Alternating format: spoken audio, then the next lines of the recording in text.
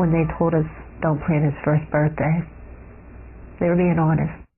As babies go, 8-month-old Logan Knupp was a doll. Always smiling, Logan's parents and big brother Tyler couldn't have loved him more. So when Logan's eyes began to cross, the Knupps weren't concerned until doctors delivered the devastating news. When you're first told that news, and it's a cancerous tumor and all this, your mind automatically says cancer, he's going to die. I mean, it's just natural. But even as they waited for doctors to tell them about the next day's surgery, an amazing series of events began to unfold. The first came in the form of a stranger at their hospital room door. I didn't see a face. It was just an outline. And all I heard was, "You're going to see a miracle." What do you think it was? Oh, I know it was an angel. Because, like, it was all this, it was just bright light. And it was just, you couldn't see a face.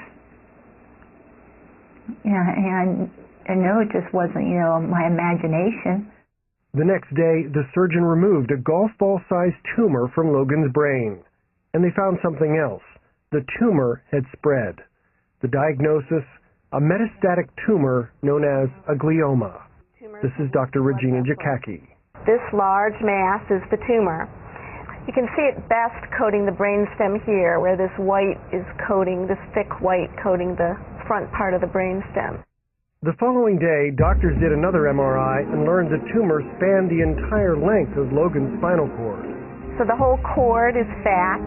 Normally there's dark around the entire outside of the cord, and then you see this white lumpy stuff in front surrounding the cord going all the way down, and that's all tumor. The news of an inoperable tumor on the spine pushed Lisa and Alan over the edge.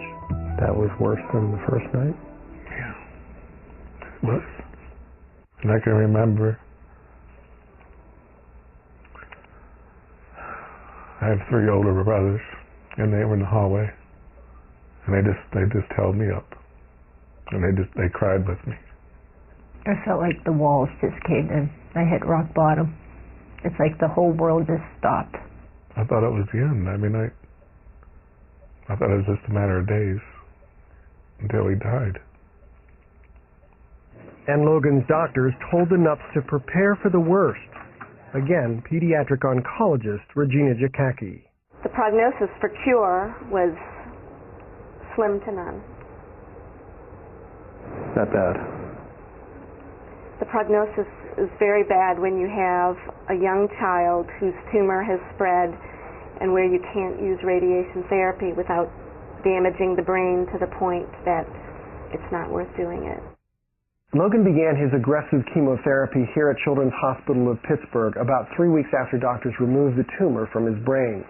They decided on the aggressive chemotherapy because they said radiation would likely leave him in a vegetative state, or worse, kill him.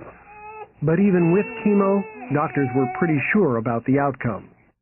We were hopeful that we would be able to provide some time, and hopefully some quality time, thinking that it would be on the order of months before the tumor would grow back and Logan would die.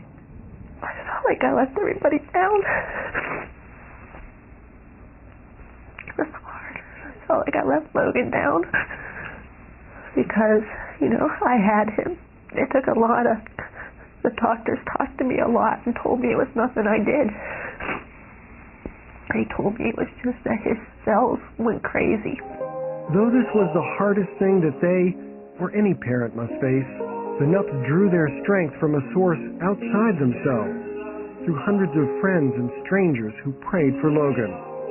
And Lisa remembers one acquaintance named Marty who came to pray for Logan. There was just an overwhelming awareness that God was healing him right then. As I prayed, I actually was aware that God was literally severing this cancer. I saw him lay an axe at the base of the cancer, and the tumor was being totally severed, totally destroyed. The next day after that prayer, and just 1 month after the diagnosis, doctors did another MRI to see if the tumor was growing back. When you have a very aggressive tumor, occasionally it can grow through chemotherapy, and we don't want to give a lot of chemotherapy if it's not going to work. But what they saw in the MRI astonished everyone, including Patty, the MRI tech who was the first to see the scan of Logan's spine. And what did she see? Nothing. Absolutely nothing on this baby's scan. I even called the attending radiologist that was on that day. We reloaded his previous scan and compared them, and there was absolutely nothing there. It was incredible. Nothing short of a miracle. So do you see this all the time? No. The Knupps wondered if there might be some mistake.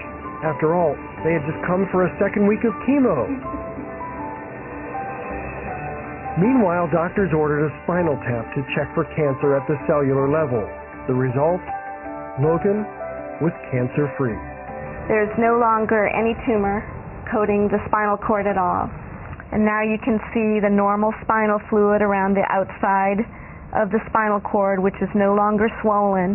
There's no white areas at all where there used to be, and there's complete disappearance of all visible tumor. Is that amazing? That is miraculous. I think we were just all just couldn't believe it. Couldn't believe it. Doctors were, needless to say, at a loss to explain what happened. Yet in spite of Logan's remarkable turnaround, doctors urged the Knupps to continue chemo for the next 17 months, which they did. Recently, Logan celebrated his 7th birthday, and he's been cancer-free for more than 6 years. Lisa and Alan did get to watch him take his first steps, and recently he made this amazing play on his first grade basketball team.